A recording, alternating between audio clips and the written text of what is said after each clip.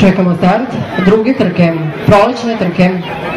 Na 1200 metara Tormenta ide na čelo ove trke. Tormenta, pa iza nje Šana Dan, pa My Betty Boop, pa Ariela. Šana Dan, Tormenta, Šana Dan, Tormenta, sada je My Betty Boop na čelu ove trke. Tormenta je pala na treću poziciju, Šana Dan izbija na čelo My Betty Boop, pa Tormenta, Stari svat na petoj poziciji, potom Ariela, pa Peach Blossom.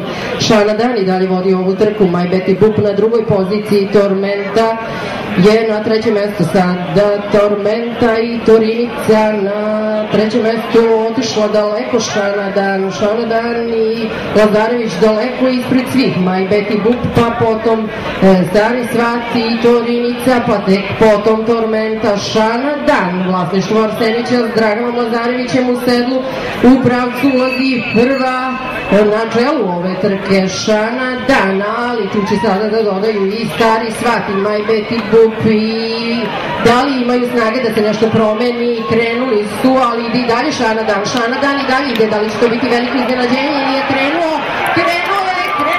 Tormenta, Stari svat, Tormenta, pa potom prolazi Luka Miletina, pa Stari svat. Šana Dan je posustala u završnici ove trke.